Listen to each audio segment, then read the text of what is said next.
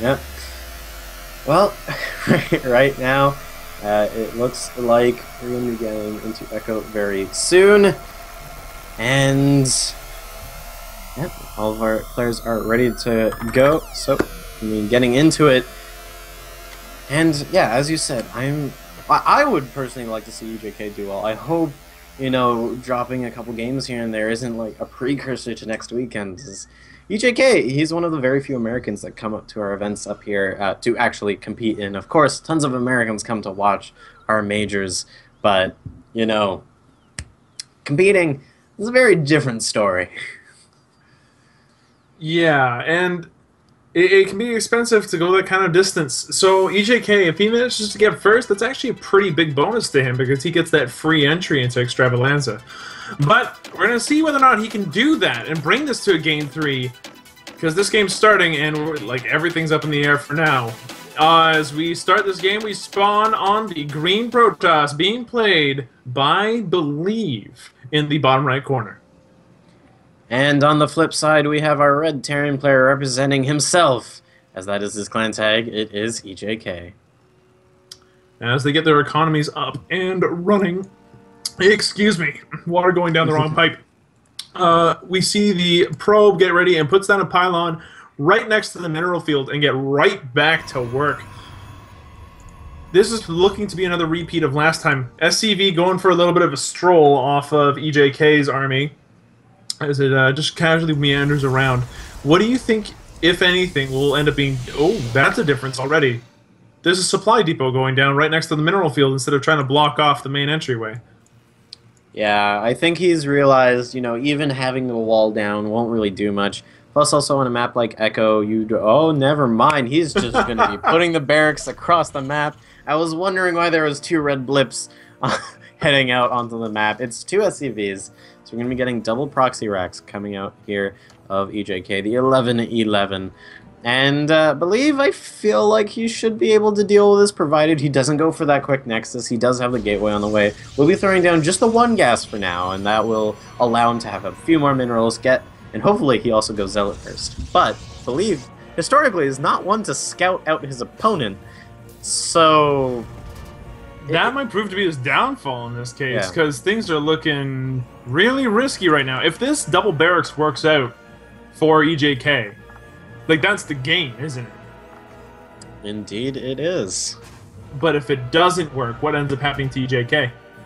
Well, he'd be falling very far behind in economy. Unlike Believe's previous proxy attempts, Believe was doing 1. EJK is doing 2, so that means he's even more committed to this. And it's kind of okay. Normally, you're able to just lift off your barracks and fly back home, but that's a long trip for a slow barracks to fly. As well as, you're going to be spending a lot... Oh, never mind. This is actually it for EJK. He's bringing a lot of SCVs across the map to help aid in this push. And Believe is going to be scouting, but he's going to be scouting the wrong way. Oh, man. So, in its starts, we got 2 SCVs fully armed with mining drills and a lot of hope as these Marines and SCVs start to make their way up. Now, Believe sees what's going on. As the SCV tries to go ahead and build something, it starts to build a bunker. And the other SCV also building a bunker. So now these units doing their best to try to do stuff. The Mothership Corps are going to do its best to try to take out these Marines as quickly as possible. The probes are being instantly relegated to dealing with this incoming threat.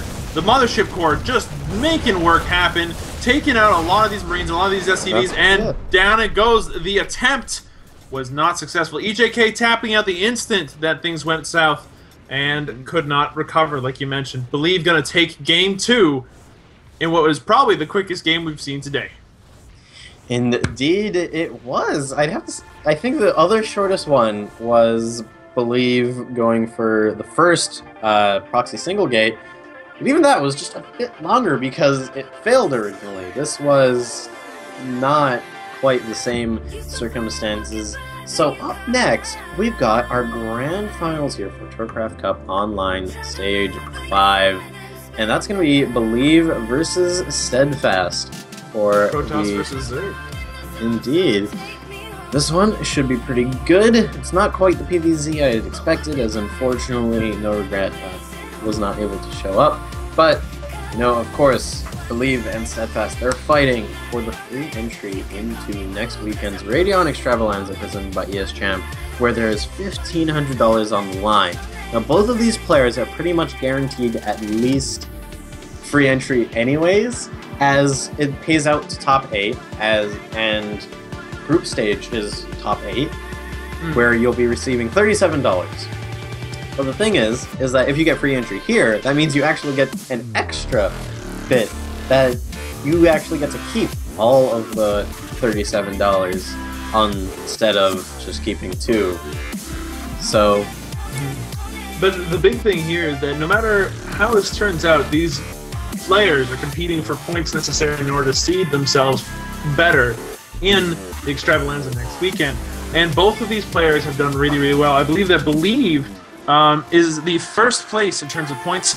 At this rate, this is exactly like he's going to stay there. Steadfast was tied with Ace with points, and with this placement today, he's going to be doing spectacularly in that respect. So I can only imagine that the two of them are going to be having a good time with this, and they're fighting for for the chance at a $1,500 prize pool next weekend. Indeed, they will be. And with that, we'll be back after a short commercial break before our grand finals here of TorCraft Cup Online Stage 5.